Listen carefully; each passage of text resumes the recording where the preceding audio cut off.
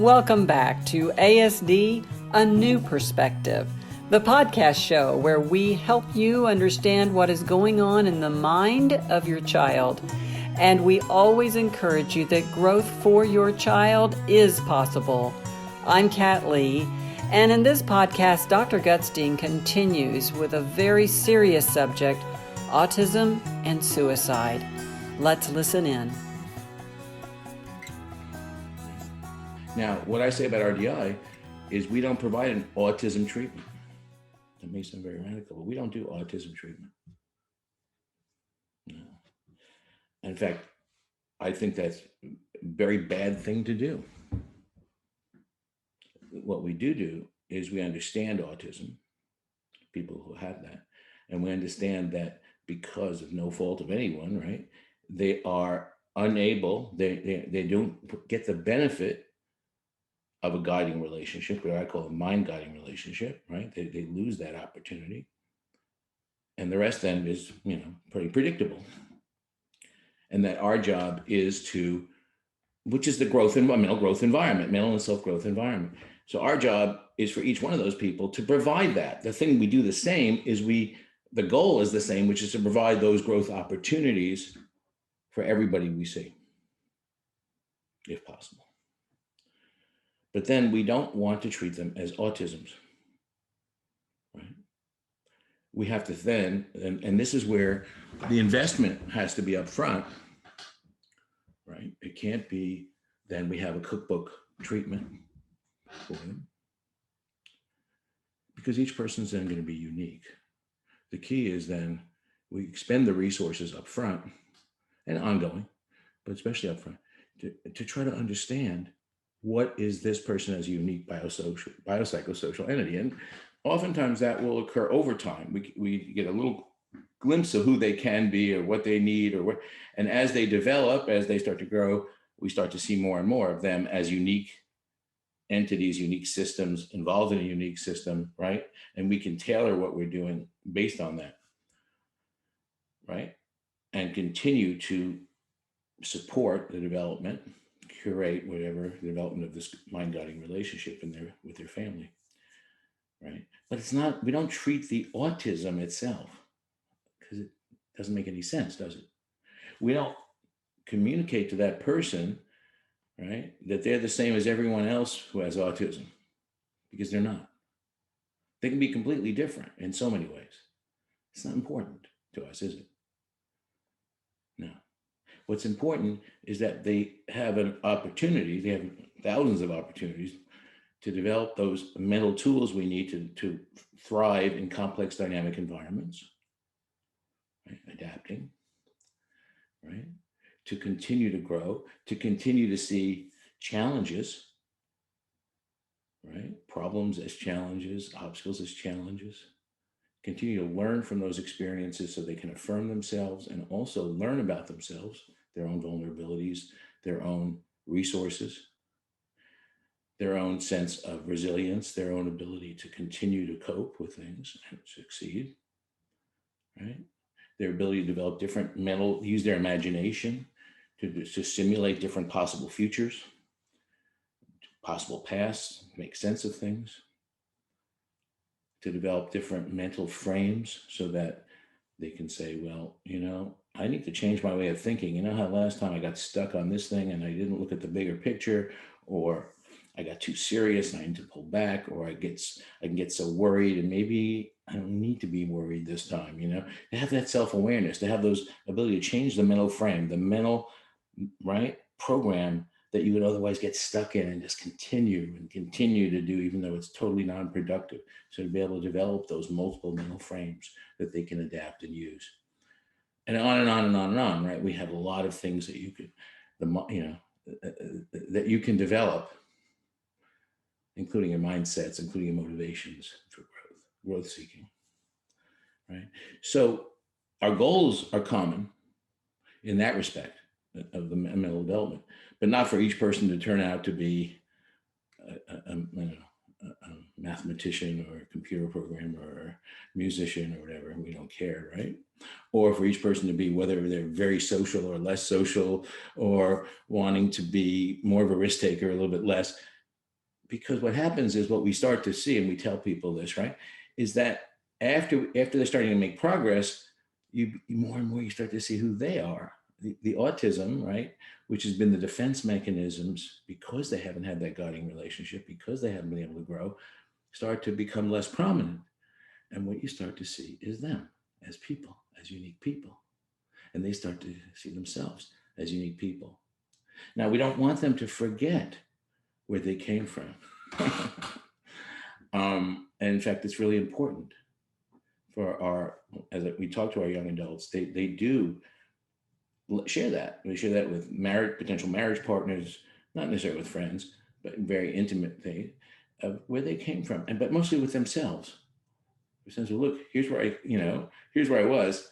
Here's the strength I have. Here's what I was able to do. Here's the growth and the work and the hard work I put in, right? And how I was able to, achieve where I am now. But they don't identify now as autism because it doesn't have any meaning. What would it mean? They can't ask for autism compensations. I mean, they might, if they want to play the system a little bit in college or high school, whatever, get with something, whatever. That's a different thing. But in terms of what they really feel they need, their needs are based on who they are, not based on their diagnosis.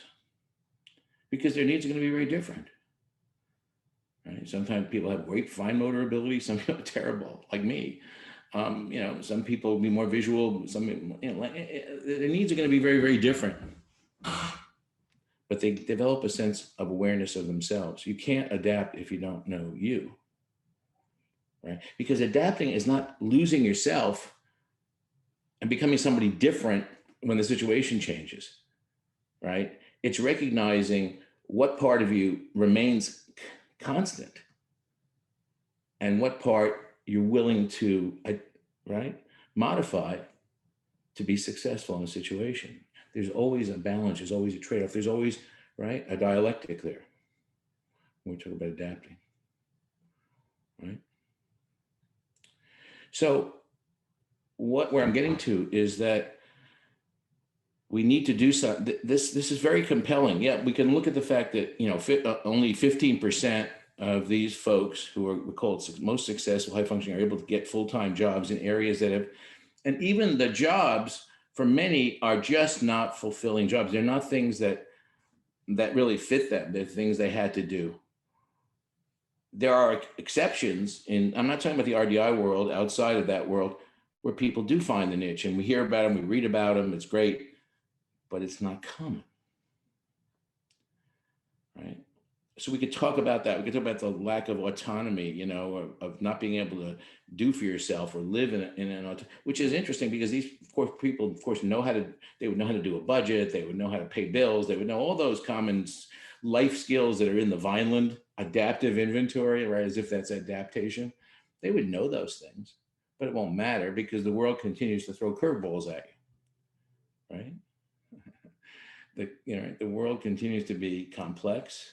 Meaning that complex means that your procedures won't be managed through procedures or formulas, no matter how complex, or algorithms, no matter how complex they are, because it requires subjective judgment, which requires awareness of prior experiences that you had and who you are and all those variables. And it requires being able to find middle grounds and, sort ofs and maybes and best fits, right? All right. So the world's always going to be doing that, right? And daily life's always going to be doing that, right? So it won't matter that you can do all those Vineland skills. It won't matter that you can do those things, right? But yeah, we can be talking about that. We can talk about lack of autonomous living, about poor, limited ability to have relationships, and getting past the fallacy that people with autism don't want relationships, which is a complete fallacy. And the only people that don't want relationships are, there may be people that don't, but it's often because they've had just so many traumas around them that, they feel so inadequate and it's been so awful that they just would rather be alone, right? But barring that, yes, they want relationships and they can't have them. And it's one of their primary issues of hopelessness and depression. But we could talk about all those things. But if you just talk about 72% of them are clinically suicidal, that should be enough to say something has to change. And we can't keep doing more of the same, right? And that's up to now, the only recommendations I ever hear about are more of the same, which don't work, obviously. And doing more of it, it's sad because it's that idea of adapting, right? Is that the community doesn't adapt, right? You see something as serious as this, and you say, well, maybe we'll just do more of the things that haven't worked in the past, right? It's very sad. It's not right, and it gets me upset. But again, what we do in our deal, we're a little minuscule part of this world, the autism world. And what we look at is we look at this larger world, which is not adapting, right? Which resists that adaptation. The idea that, wait a minute, instead of investing in all that, we need to invest in providing opportunities for people as soon as possible to have the opportunity to have an environment for mental growth, mental and self-growth, which is mental growth, right? We need to develop a mind-guiding environment for them, mind-guiding relationships, right? Where they can learn to use their mind in different ways, use your imagination, their prior experience, their potential for simulation, their potential for multiple dialogues in their voice, having multiple voices, multiple perspectives, all those things that they can develop, but don't. And we can go on with those. Self-dialogue, emotional awareness, being able to use emotions as information, yada, yada, yada. A setting where they can do that, but do that based on their individual readiness and their unique, right, biopsychosocial self, right, status, self, whatever you want to call it. That requires a very different investment of resources.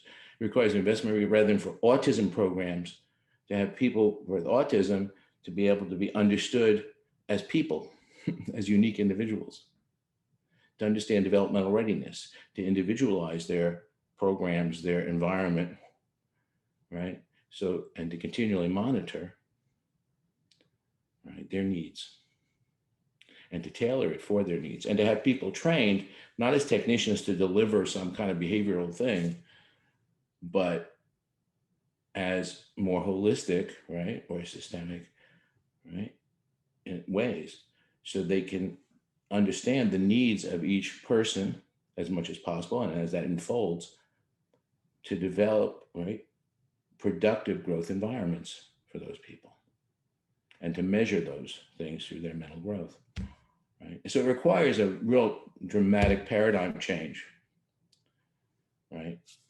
Which, makes us feel often that we're just sort of paddling against the flow, right, of the river. When you do that, because it doesn't fit like what grants are awarded for. It doesn't fit when you read the literature.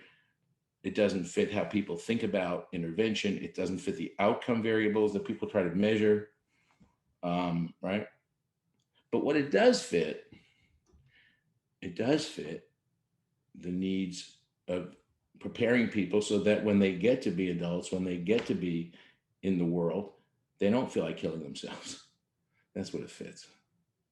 So they can have an idea of lifelong growth and development. So they can see themselves as continually being able to address and manage challenges and learn from them and thrive in them, right? So they can develop that sense of agency personally and interpersonally. So they can distinguish between that social camouflaging self and their core self. So they can select people who they trust and they can develop real relationships with, where they can shed most of the elements of that self. It does fit that. Right? It does fit that. And that is what the essence of what we're trying to do is, right?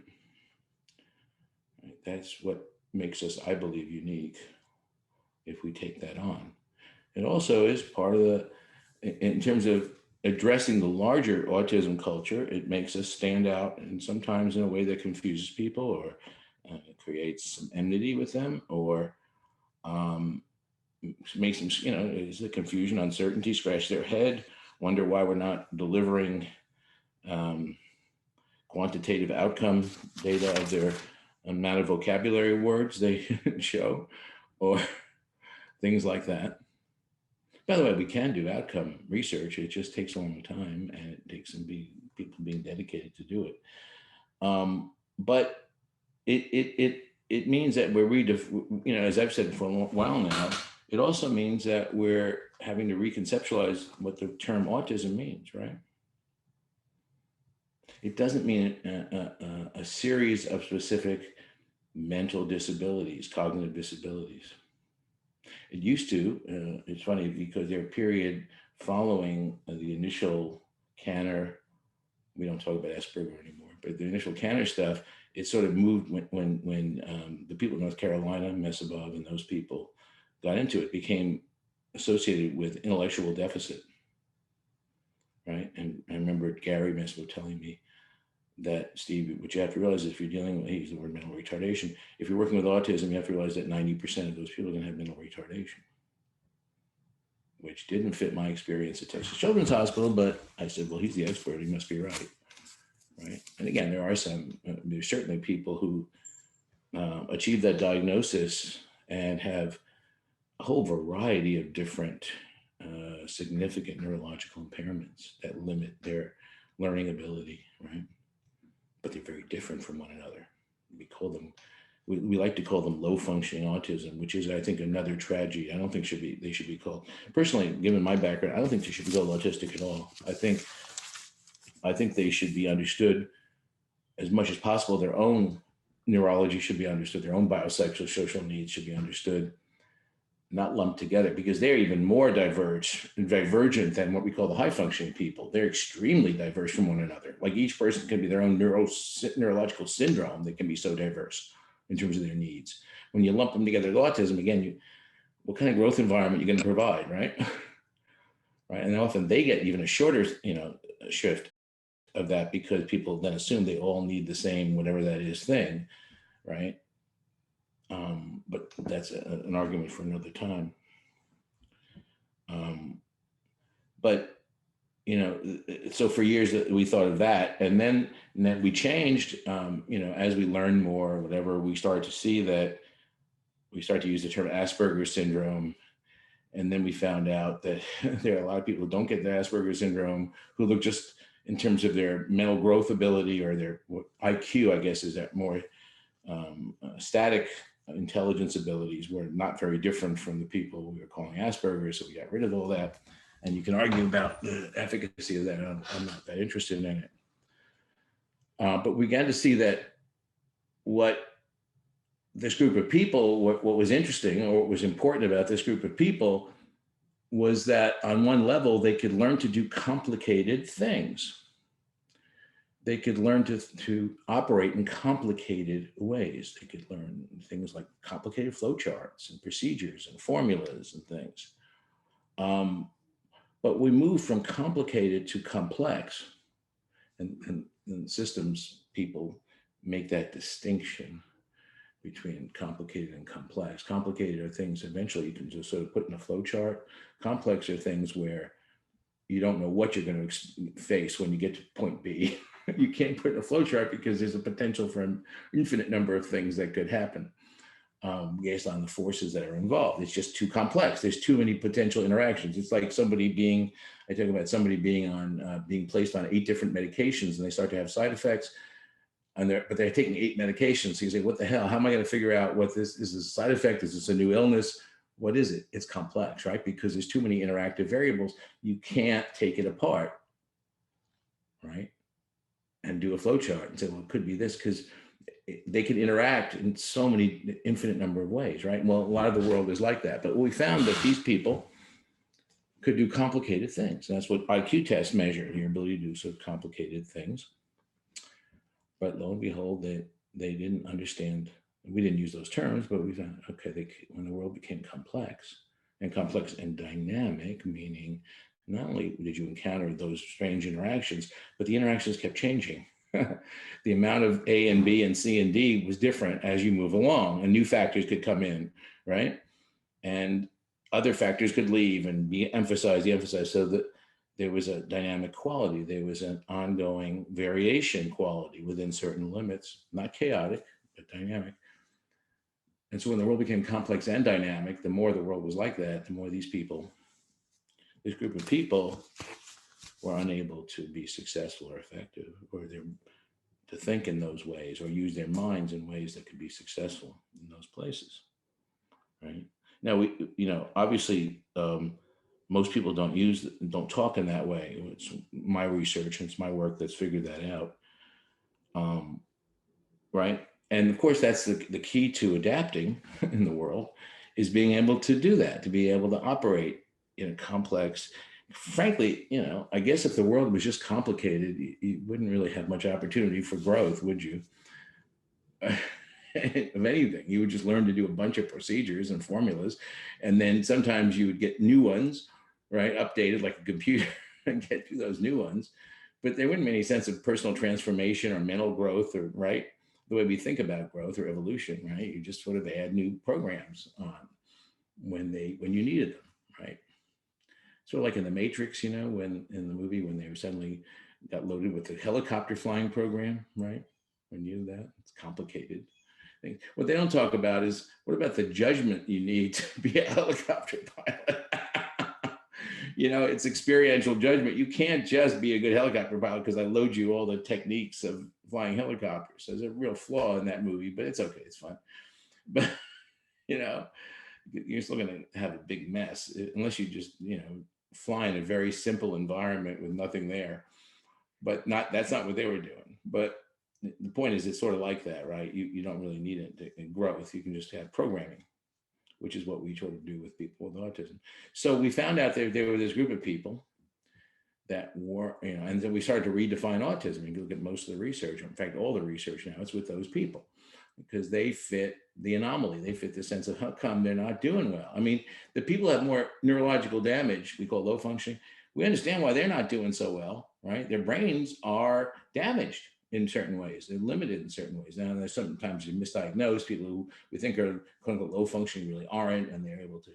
But by and large, there are a group of people who have what are still medically mysterious sort of syndromes that we lump into this low functioning category. But these other people, because of the way we measure functioning, and they don't make sense, right?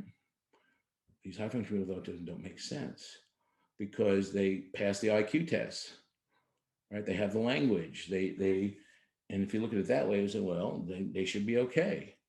But then 3/4 of them want to die, right? They want to live, right? And they can go to high school, they can go to college. They don't want to live. And so they become a real anomaly, right? So they come up with solutions like giving more support or neurodiversity or blah, blah, blah.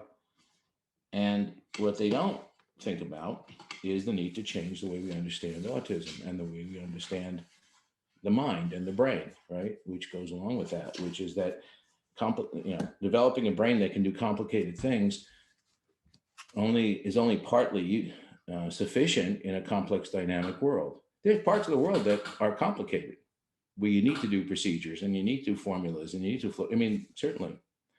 And probably until recently, well, I shouldn't even say that. Maybe there were more of that. Maybe there was more need. I don't know. It isn't really important. The point is that the world we're facing is more and more dominated by being complex and dynamic, right? And those two get really intermixed. And of course, when you move to social situations, it's completely intermixed. But anyway, and so what happens is then we start thinking about autism as these are people who are doomed to live with complicated abilities in a complex, dynamic world. That's how they're treated. So we can give them support, we give them job coaching, we give them little groups, right? And we say, well, good luck. That's it. Or we say, oh, well, the world needs to adapt to you, right? And again, very not surprising why 3/4 want to die. And they don't even know it. They don't know what they're missing. They know they're missing something. See, that's the other thing. Think about suicidality.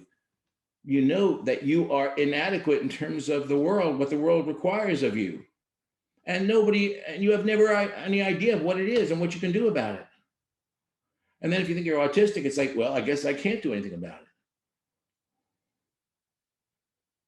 it, right? But even if you don't do that, you're just, it's all a mystery. Well, why are, think about how bad that feels. Why, how come everybody expects that I can't be? I went to college, I got my intervention, blah, blah. How come I'm failing? How come I'm not able to manage it in the world? How come I want to die? I must be really screwed up because look at my IQ, and I still can't make it. So in that sense, autism becomes like a life sentence, it becomes like, okay, nothing we can do. You can't grow, you can't develop, you can't change, because autistic people, they say, well, they can't do the imaginative things and they can't do this and that, right? And well, then if you can't do the things that, or you don't even know what those things are, you see, most of the time you don't even know it. You just know it's not working. What you're doing is not working. You have no idea that there's anything else. Other people do other things, but you can't. And it's like a mystery. And so it's hopeless. But what do we do that's different? We say, well, wait a minute. Because you have this diagnosis doesn't mean your brain is shaped already in a way, or can't be, is so rigid or so non-plastic that you cannot develop or grow mentally in many ways. But just like anyone else, it only occurs, that type of growth has to have a certain growth environment. And it has to take time. It's not a 6-week course. It's not a skill. It's an environment where you gradually are nurtured. You gradually curate, is a curator, if you think about it, who curates gradually and begins to know you more and more about who you are, right? And helps you continue based on your readiness to move to the next step and next step and next step. And guess what? If you're outside of where we are, that never happens for people with autism. They never get that, do they?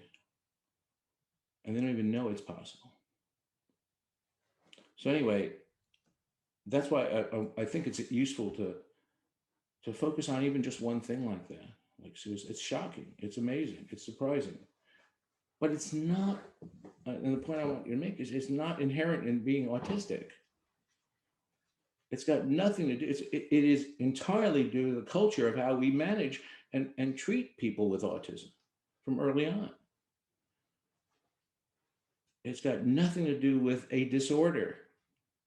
It's got everything to do with the culture of that we've created, that we must change. We're going to make a difference.